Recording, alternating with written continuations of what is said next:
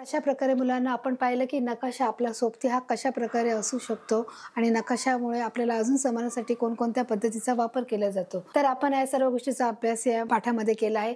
तर आपण काही खेळाद्वारे देखील या सर्व प्रश्नांची उत्तरे आपण पाहणार आहोत की प्रथम बघूया आपण सरावामध्ये तुम्हाला कोणत्या प्रकारच्या प्रश्नांची उत्तरे दिली गेलेली आहेत ते देखील आपण पाहणार आहोत। पूर्वी नकाशाचा उपयोग मुख्यतः डॅश डॅश होत असे। कशासाठी होत असेल? जेव्हा पूर्वीच्या तुम्हाला जर नकाशाचा वापर करायचा असेल तर कशासाठी करत असेल तर तुम्हाला दोन पर्याय दिले की युद्धासाठी का शिकारीसाठी।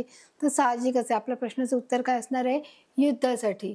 की युद्धासाठी मी जसं सांगितलं की जर आपल्याला त्या राज्यावर हल्ला करायचा आहे तर त्या आपल्याला सगळ्या गोष्टीची तिकडच्या परिसराची माहिती असणे फार गरजेचं आहे। बरोबर मुलांनो? तर आपला दुसरा प्रश्न आहे की डॅश डॅश ही समोच्च रेषेवर आधारित पद्धती आहे की समोच्च रेषा पद्धती आपले प्रकार पाहिले की समोच्च रेषा पद्धती, रंग पद्धती आणि उठाव दर्शक पद्धती। तर समोच्च रेषेवरच कोणती पद्धती आहे आधारित? तुम्हाला दोन पर्याय दिले आहे की रंग पद्धती का उठाव दर्शक पद्धती। तर याचे जो आपलं बरोबर अचूक उत्तर असणार आहे रंग पद्धती। कारण रंगाद्वारे देखील आपल्याला की समोच्च रेषा ही दाखवता येते आणि म्हणून आपलं उत्तर रंग पद्धती असणार आहे। प्रश्न तिसरा आहे की उंचीनुसार भूरचनेत होणारे बदल डॅश डॅश या नकाशात थेट दिसतात की भूरचनेनुसार जे उंचीनुसार जे भूरचनेमध्ये जे बदल घडतात ते कोणत्या गोष्टीमुळे घडतात? तुम्हाला दोन पर्याय दिले आहेत, एक उठाव दर्शक आराखडा, एक समोच्च रेषा पद्धती आहे। तर मित्रांनो आपलं उत्तर असणार आहे की उठाव दर्शक आराखडा। उठाव दर्शक आराखडा की ज्याच्यामध्ये तुम्हाला की उठाव दर्शक दिलेला असतो की ज्याचे जे नवीन सॅटेलाइटद्वारे जे उपकरण जे कृत्रिमचे जे उपकरण आहे त्याच्याद्वारे जे माहिती आपल्याला मिळते त्याच्यानुसार जे उंचीनुसार त्या भूरचनेत बदल होतो आणि उठाव दर्शक आराखडा या नकाशात आपल्याला ते थेट दिसतं। नकाशात वेगवेगळ्या गोष्टी दाखवण्यासाठी संकेतानुसार वापरलेल्या खुणा म्हणजे कोणत्या? खुणांचा याच्यात वापर केला आहे की नकाशामध्ये ज्या वेगवेगळ्या तुम्हाला खुणा दाखवल्या जातात किंवा जे सांकेतिक ज्या खुणा आहेत, ज्या चिन्ह आहेत, तर त्याच्यामध्ये तुम्हाला इथे सांगितलं आहे की याच्यामध्ये नेमकं कोणत्या तुम्हाला म्हणजे कोणत्या गोष्टीचा वापर केला आहे। नकाशात दाखवलेले जे सांकेतिक खुणा आहे तर ते कोणत्या पद्धतीने दाखवले जातात? रंग पद्धतीने दाखवले जातात का सांकेतिक खुणा दाखवले जातात? तर अर्थातच आपलं उत्तर काय असणार आहे मुलांनो की सांकेतिक खुणा। सांकेतिक खुणाद्वारे देखील आपल्याला काय केलं जातं? या गोष्टीचा वापर केला जातो। आता बघा इथे काय सांगितलं, रंग पद्धती प्रत्येक रंग हा डॅश डॅश नुसार ठरतो की जर रंग आपल्याला देण्याचं जर ठरवलं तर कशा प्रकारे आपण तो रंग देणार आहोत ते देखील इथे महत्त्वाचं आहे। तर तुम्हाला दोन पर्याय आहेत, एक उंचीनुसार आणि एक परिसर अभ्यास आहे। ते दोन गोष्टी आहेत, त्या दोन गोष्टीमध्ये की आपलं बरोबर होत असणार आहे की जर आपल्याला रंग द्यायचा ठरवलं की तो उंचीनुसार द्यायचा। आपण पाहिलं की समुद्र सपाटीपासून जी उंची आहे तर तिथे तुम्हाला निळा दिला आहे, त्याच्यावर आहे तो पूर्ण हिरवा आहे, त्याच्यानंतर जो फिका आहे तर तो आपलं बरोबर उत्तर असणार आहे उंची। ते उंचीनुसार आपल्याला काय केलं आहे की तो आकार रंग देण्यात गेलेला आहे। तर चिन्ह ओळखायचे की हे चिन्ह कसलं आहे, जे तुम्हाला अधिकचं जे चिन्ह दिसत आहे की तुम्हाला दोन पर्याय दिले आहे, हे विहीर आहे आणि एक दुसरं झरा आहे। तर यापैकी कोणतं चिन्ह असणार आहे मुलांनो? तर त्याच्यामधील झरा हे आपलं बरोबर उत्तर असणार आहे की झऱ्याचं चिन्ह आहे। आपला पुढचा प्रश्न आहे की चिन्ह ओळखा। की तुम्हाला बघा हे रेल्वे ट्रॅक दिसत आहे की तुम्हाला चिन्ह ओळखायचे, तुम्हाला दोन पर्याय आहे मुलांना, एक लोहमार्ग आहे, एक वस्ती आहे। तर वस्तीचं चिन्ह साहजिकच कसं असणार आहे की एक त्रिकोणी आकार आहे म्हणजे एक वस्तीचं आहे त्याच्यामध्ये, पण तसं आहे का? इथे नाही।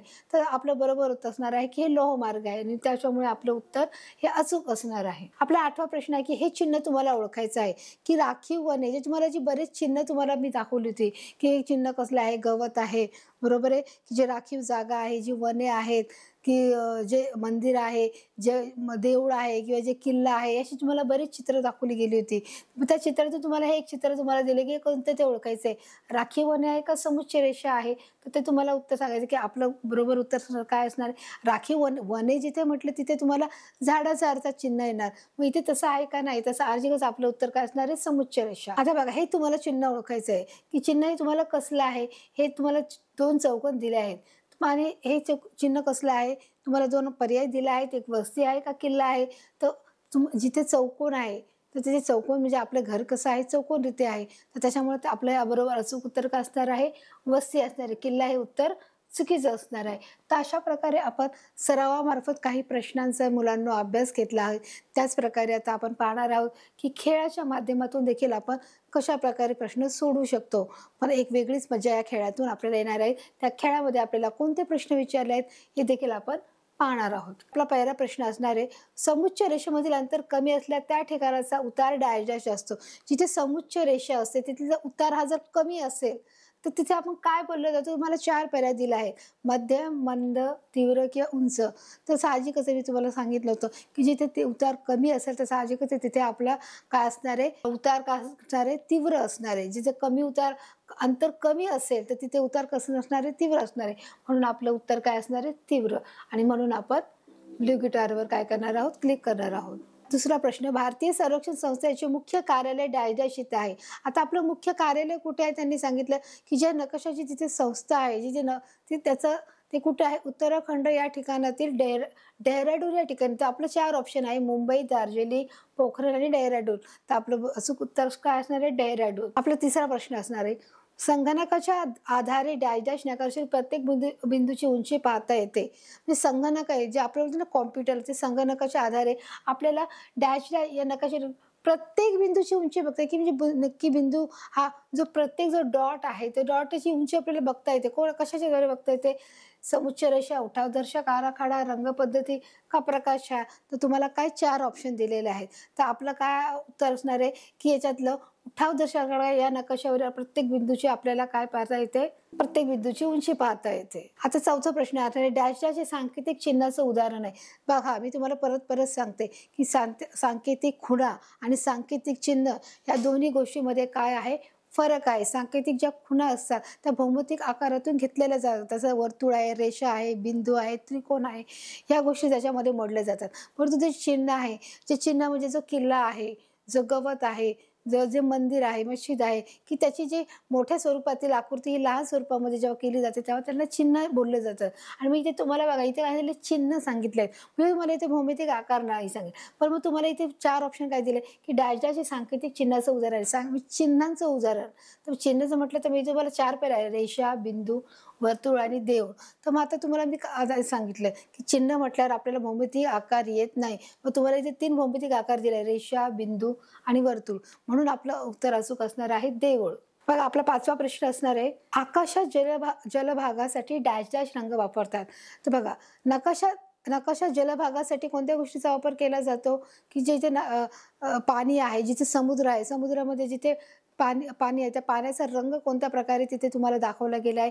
तुम्हाला 4 पर्याय दिले गेले, एक हिरवा आहे, एक पिवळा आहे, एक निळा आहे, एक लाल आहे. त्याच्यापैकी कोणता कलर, तुम्हाला याचं देखील प्रश्नाचं उत्तर मुलांना माहिती आहे आणि अर्थातच याचं उत्तर काय असणार आहे, तुम्हाला माहित आहे की याचं उत्तर काय असणार आहे, की जो निळा आकार आहे, जो गडद निळा रंग आहे तो काय दाखवला गेलेला आहे, नकाशात जलभागासाठी तो दर्शवण्यात आलेला आहे. म्हणून आपलं उत्तर असणार आहे निळा. म्हणून आपण हिरव्या गिटारवर काय करणार आहोत, बटन दाबणार आहोत. आपला 6वा प्रश्न आहे बघा, पूर्वीच्या काळी डॅश डॅश पद्धतीचा वापर करून नकाशे तयार केले जात असत. पूर्वीच्या काळी म्हणजे जेव्हा फार पूर्वी जेव्हा नकाशे नव्हते त्यावेळेस कोणत्या पद्धतीचा वापर केला जात असेल, तर त्यावेळेस आपल्याला मला 4 पर्याय दिले आहेत, समुच्च रेषा, प्रकाश छाया, उठावदर्शक आराखडा आणि रंग. त्याच्यामध्ये की आपल्याला आपला अचूक पर्याय असणार आहे की प्रकाश छाया. प्रकाश छाया म्हणजे काय, की जिथे दिन आणि रात्र असं म्हणजे विचार केला जायचा, की म्हणजे नकाशामध्ये त्याचा वापर केला जायचा, की आपल्याला प्रवास सुरू करायचा आहे तर ते दिवसाच्या मानाने ते प्रवास करून ते रात्रीच्या वेळेस त्या गोष्टीचा अनुमान लावून त्या पद्धतीचा वापर करून ते नकाशे तयार करायचे.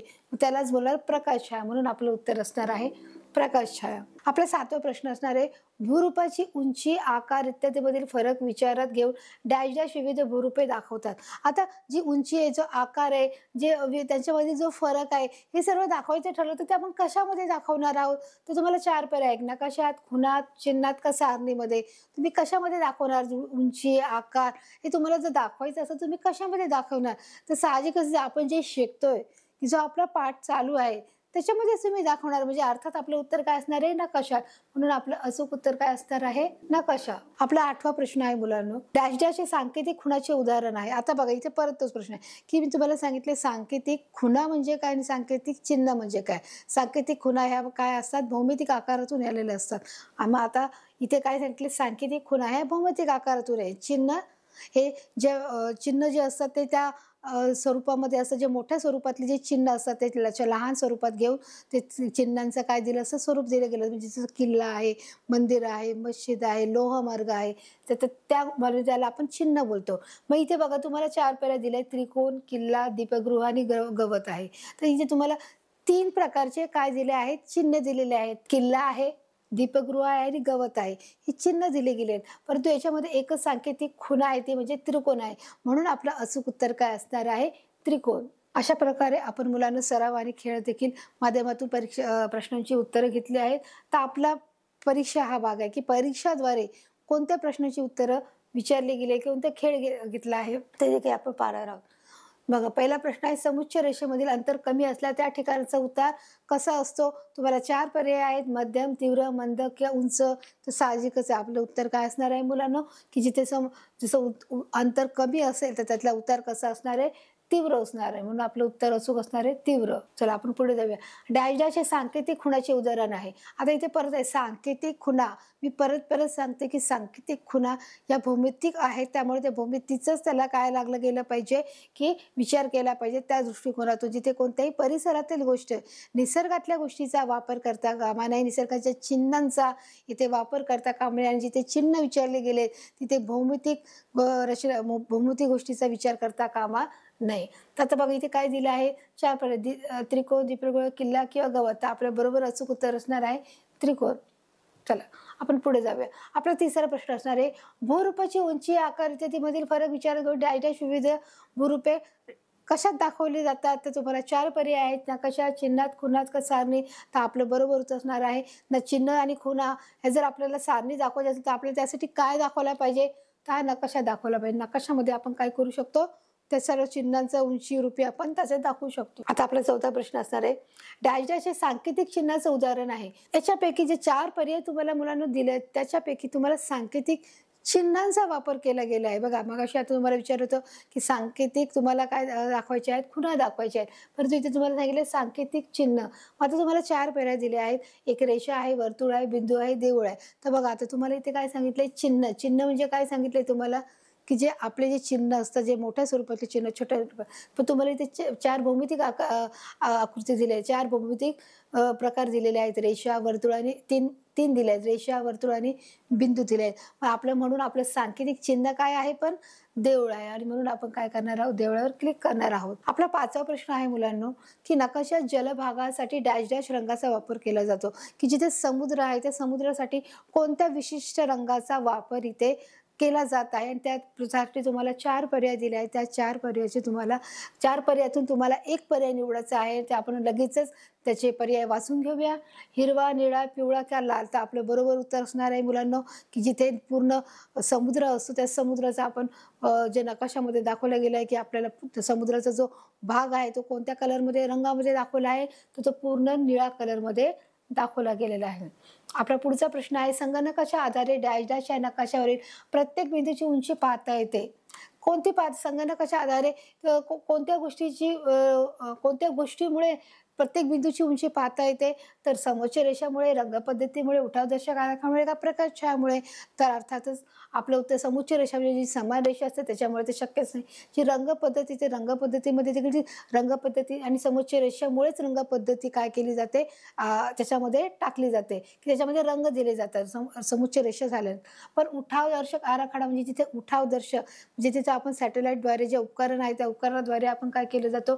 त्या नकाशामार्फत आपण प्रत्येक बिंदूची उंची आपण पाहू शकतो. आणि प्रकाश छाया हे जुनं पूर्वीच्या काळचं नकाशाचं काय आहे? साधन आहे. म्हणून अर्थातच आपलं उत्तर काय असणार आहे? उठावदर्शक आराखडा. आपण पुढे जाऊया. पूर्वी काळी डायडॅश पद्धतीचा वापर करून नकाशे तयार केले जात होते. आता इथे बघा तुम्हाला प्रश्न विचारला की पूर्वीच्या काळी कोणत्या नकाशाचा वापर करत होते? मी तुम्हाला 4 पर्याय दिले. त्या 4 पर्यायातून तुमचं उत्तर असणार आहे. बघा काय उत्तर असणार आहे आपण पाहूया. पहिले तुम्हाला दिले समोच्च रेषा, उठावदर्शक आराखडा, प्रकाश, छाया का रंग? तर साहजिकच आहे की समोच्च रेषा, उठावदर्शक आराखडा हे काय आहे? की हे नकाशात दाखवण्यात गेलेली जी पद्धत आहे ती पहिल्यापासून जी चालत आलेली आहे. आणि जे रंग आहे ते देखील आपण त्याच्यामध्ये भरलेले आहे. परंतु जे प्रकाश छाया आहे हे काय पूर्वीच्या काळी नकाशा जेव्हा नव्हते त्यावेळी त्याचा वापर केला गेला आहे. म्हणून आपलं काय आहे की त्याचं उत्तर काय येणार आहे? प्रकाश छाया. चला आपण पुढे जाऊया. भारतीय संरक्षण संस्थेचे मुख्य कार्यालय डॅश डॅश येथे आहे. आपलं भारतीय संरक्षण संस्थेचे कार्यालय तुम्हाला विचारलं गेलं कुठे आहे? तर तुम्हाला 4 पर्याय त्याच्यात दिले आहेत. त्याच्यातून तुम्हाला एक पर्याय निवडायचा आहे. आणि तो पर्याय कोणता आहे आपण पाहूया. आधी आपण पर्याय वाचून घेऊया की तुम्हाला मुंबई दिले, पोखरण दिले, दार्जिलिंग दिले आणि डेहराडून दिले. बरोबर मुलांनो? तर या 4 पैकी तुमचं कोणतं बरोबर उत्तर असणार आहे? की मुंबईमध्ये आहे का, पोखरणमध्ये, दार्जिलिंग का डेहराडून? तर आपलं उत्तर असणार आहे डेहराडून. म्हणून आपण काय करूया? त्याच्यावर क्लिक करूया. अभ्यास, सराव, खेळ, परीक्षा या सर्व घेतलं आहे. की परीक्षा, खेळ आणि आता आपला लास्टचा प्रश्न असणार आहे प्रश्नोत्तरे. प्रश्नोत्तरे हा देखील एक महत्त्वाचा प्रश्नोत्तराचा टास्क आहे. त्याच्यामध्ये लघुत्तरी प्रश्न आहेत, काही दीर्घोत्तरी प्रश्न आहेत. हे दोन्ही लघुत्तरी आणि दीर्घोत्तरी प्रश्नाची उत्तरं या आपल्याला भागामध्ये पाहायला मिळतात, की त्याच्यामध्ये कशा प्रकारचे प्रश्न विचारले हे देखील आपण पाहूया. आपला पहिला प्रश्न, नकाशात विविध भूरूपे कशी कशी दाखवली जातात. तर म्हणजे कसं त्यांनी सांगितलं, की ज्याची भूरूपेची उंची आहे, ज्या आकार आहे, तर त्याप्रमाणे दाखवले जातात, की त्याच्या भूरूपाची उंची, आकार ते देतील. जो फरक आहे, जे भूरूपाची जी उंची आहे, जो आकार आहे, त्याची जी लांबी आहे, त्याच्यातील काय फरक आहे ते नकाशात विविध भूरूपे दाखवता येतात. त्यामुळे त्याप्रमाणे ते काय केले जातात, दाखवली जातात. नकाशाच्या आधारे भूरूपे कोणकोणत्या पद्धतीने दाखवतात, त्याची पद्धत काय. जर नकाशात जर भूरूपे आपल्याला दाखवायची असेल तर त्याच्या कोणत्या पद्धतीमध्ये दाखवतात, तर त्याच्या 3 पद्धती आहे. समुच्चय रेषा पद्धती, रंग पद्धती आणि उठावदर्शक पद्धती. या 3 प्रकारे काय केली जातात, की ते दाखवली जातात. बघा, नकाशाच्या आधारे भूरूपे दाखवण्यासाठी पुढील पद्धतीमध्ये वापर केला जातो. सगळ्यात पहिली पद्धती आहे समुच्चय रेषा पद्धती, दुसरी आहे रंग पद्धती आणि तिसरी आहे उठावदर्शक पद्धती. हे 3 पद्धती तुम्ही कायम लक्षात ठेवायचं आहे. परीक्षेला विचारला गेलेला हा प्रश्न आहे, की विचारला जातो, की तुम्हाला नकाशाच्या आधारे भूरूपे कोणकोणत्या पद्धती तुम्हाला दाखवली गेली जातात. मग त्यामुळे आपलं उत्तर हे असणार आहे. समुच्चय रेषा पद्धतीचा वापर केव्हा केला जातो. तुम्हाला जेव्हा सांगितलं, समुद्र सपाटीपासून जेव्हा उंचीवर ज्या गोष्टी ज्या समान भागामध्ये दाखवले जातात, मग ते पर्वत असो, पठार असो, डोंगर असो, तिथे समान रेषामध्ये जेव्हा त्याची जोडी केली जाते, ते बिंदूच्या सहाय्याने दाखवलं जातं, तेव्हा त्याला काय बोलतात, समुच्चय रेषा पद्धती.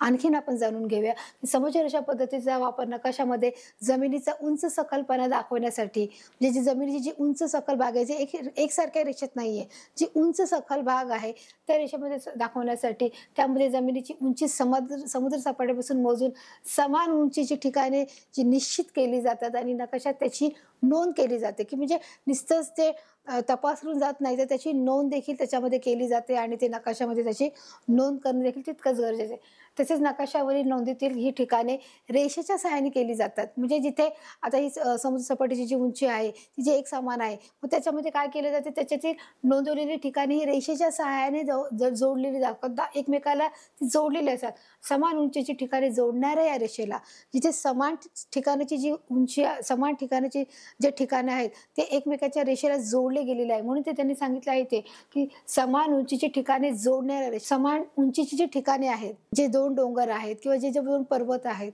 की त्याचे जे समान ठिकाणाचे जोडणाऱ्या रेषेला काय बोलले जातात, समुच्चय रेषा पद्धती असेल. त्यामुळे पद्धतीचा उंच संकल्पना सहज आपल्या काय येतो, लक्षामध्ये येतो. उठावदर्शक आराखडा पद्धती म्हणजे काय, तर ही एक आधुनिक पद्धत आहे, की जी एका कृत्रिम उपकरण आहे, ते सॅटेलाइट जे आहे ते आपण आकाशामध्ये सोडलं आहे आणि त्याच्याद्वारे जे चित्र आपल्याला मिळते त्याची आपल्याला माहिती मिळून आपण त्याच्यामध्ये काय करतो, उठावदर्शक पद्धतीचा आराखडा आपण तयार करत असतो. आपण बघा, पुन्हा अगदी समजून घेऊया की उठावदर्शक आराखडा ही सर्वात आधुनिक पद्धत आहे. त्यामध्ये कृत्रिम उपग्रहाचे काय केले, त्याची मदत घेतात.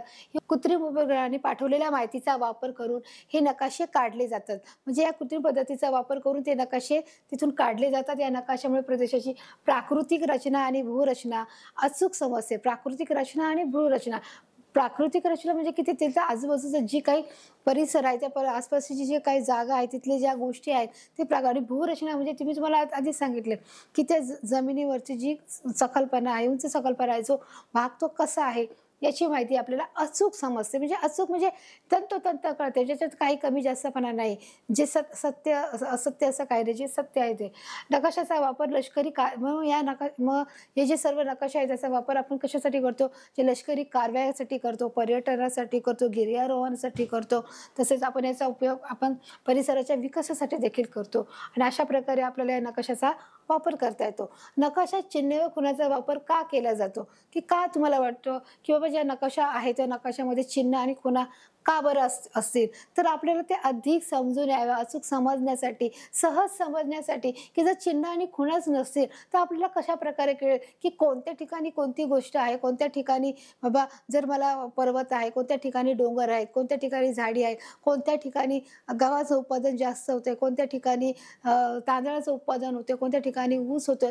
जर त्याच्यामध्ये जर सूचित नसेल आपल्याला कळणार कसं आहे, तर ते आपल्याला मनुष्याला समजण्यासाठी, अगदी सहज समजण्यासाठी, कळण्यासाठी आपल्याला काय केलं जातं, चिन्हाचा म्हणजे जे आराखडा. मग उत्तर काय, आराखडा किंवा नकाशा यात विविध घटक वेगवेगळ्या पद्धतीने दाखवले जातात. जे आराखडा असतो तो आराखडा व नकाशा वेगवेगळ्या पद्धतीने ते घटक दाखवले जातात आणि मग ते पटकन समजून येत नाही. म्हणून जे हे समजणे अवघड होते. म्हणून नकाशात दाखवलेले घटक सर्वांना सहजपणे समजण्यासाठी त्यातील चिन्ह व खुणांचा वापर केला जातो. सर्वांना सहजपणे, मी मगाशी सांगितले की सर्वांना सहज समजण्यासाठी या चिन्हाचा वापर केला जातो. कारण का, की आराखडा आणि नकाशा हे वेगवेगळ्या घटकामध्ये विविध घटका वेगळ्या पद्धतीने दाखवले गेलेले आहेत. त्याच्यामुळे ते पटकन समजत नाही आणि म्हणून आपल्याला सहज समजण्यासाठी आपल्याला या पद्धतीचा आपण वापर करतो. सांकेतिक खुणा आणि सांकेतिक चिन्ह स्पष्ट करा. म्हणजे तुम्हाला इथे थोडक्यात सांगितलं की सांकेतिक खुणा आणि सांकेतिक चिन्ह हे एक आहे का वेगळे आहे किंवा ते स्पष्ट करा. म्हणजे नेमकं काय आहे ते तुम्ही सांगा असं त्यांनी विचारले. किंवा आता आपण इथे पाहू की सांकेतिक खुणा म्हणजे काय आणि सांकेतिक चिन्ह म्हणजे काय. सांकेतिक खुणा म्हणजे जे भौमितिक जे आकार आहेत की जे आपण बोलतो रेषा आहे, त्रिकोण आहे, चौकोन आहे, गोल आहे, बिंदू आहे, हे जे सगळ्या काय आहेत सांकेतिक खुणा आहेत. जे भौमितिक आकारात म्हणजे जे गणितातून घेतलेले आहे, ज्याला आपण म्हणतो भौमितिक आकार. म्हणजे भौमितीतून जो आकार असतो, भौमितिक आकृतीतला जो आकार असतो तो आपण त्याला घेतलेला त्याला बोलतो सांकेतिक खुणा. आणि सांकेतिक चिन्ह म्हणजे जे आपल्या परिसरातील जे चिन्ह आहे त्याचं चिन्हांचं मोठ्या स्वरूपाचे चिन्ह आहे ते अगदी छोट्या स्वरूपात त्याचं चिन्हाचं रूपांतर करून तुम्हाला ते नकाशामध्ये दर्शवले जातात. त्याला काय बोलणार, सांकेतिक चिन्ह म्हणतात. मग आता बघा आपण पुन्हा एकदा बघूया की संकेतानुसार वापरलेले खुणा बहुधा हे भौमितिक आकाराच्या स्वरूपात असतात. उदाहरणार्थ रेषा, वर्तुळ, त्रिकोण, बिंदू इत्यादी. तर संकेतानुसार वापरलेली चिन्हे चित्ररूपात असतात. म्हणजे जे चित्ररूपामध्ये असतात की जे आपल्या चित्राच्या स्वरूपात दिसतं, किल्ला कसा आहे, गवत कसं आहे, देऊळ कसं आहे, जे चित्राच्या स्वरूपात असतात ते आपल्याला काय दिसतात, चित्ररूपातील लहान आकृत्या बनवतात. आणि मग त्यामुळे जसं आपण देऊळ आहे, मशीद आहे, किल्ला आहे, जसं मी सांगितलं की त्या स्वरूपात मग ते चित्राच्या स्वरूपातली गोष्ट ते लहान स्वरूपामध्ये घेऊन त्या चिन्हाचा वापर नकाशामध्ये परिपूर्णपणे केलेला जातो. की जे कुठे मशीद आहे, कुठे कुठे किल्ले आहेत हे समजण्यासाठी किल्ल्यांचा काय केला जातो, वापर केला जातो. म्हणजे सर्व या चिन्हाचा वापर तिथे केला जातो. आता बघा इथे काय झाले, भारतातील नकाशा तयार करणारी मुख्य संस्था कोणती आहे. भारतामधील सगळ्यात मुख्य संस्था कोणती आहे की भारतातील उत्तराखंडातील डेहराडून या ठिकाणची ही काय आहे, एक संस्था आहे. की बघा 1967 साली स्थापित झालेली भारतातील सर्वेक्षण संस्था ही भारतातील नकाशा तयार करणारी मुख्य संस्था आहे. या संस्थेचे मुख्य कार्यालय उत्तराखंड राज्यातील डेहराडून येथे आहे. 1767 मध्ये ही संस्था काय झाली आहे, स्थापन झाली आहे. आणि त्यामुळं ही संस्था भारतीय सर्वेक्षण संस्था म्हणजे काय म्हणतात, भारतीय सर्वेक्षण संस्था ही भारतातील नकाशा तयार करत असते. आणि त्याच्यामुळं तिचं कुठे ही मुख्य संस्था आहे, मुख्य कार्यालय आहे उत्तराखंड येथील डेहराडून येथे ही काय झालेली आहे, स्थापित झालेली आहे. म्हणून आपल्या भारताची नकाशा तयार करणारी मुख्य संस्था ही उत्तराखंडातील डेहराडून येथे आहे. आणि कोणत्या साली ती स्थापित झाली आहे, 1767 मध्ये काय झाली आहे, ती स्थापित झालेली आहे.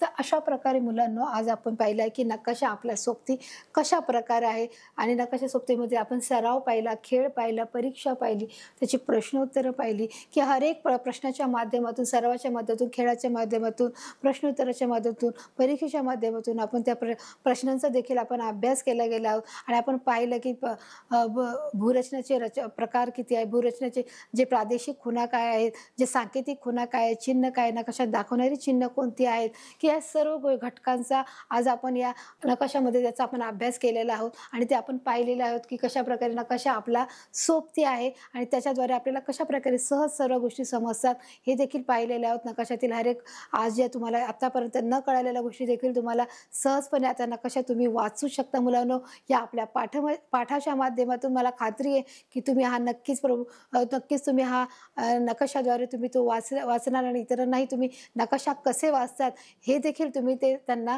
वाचून दाखवणार आहोत.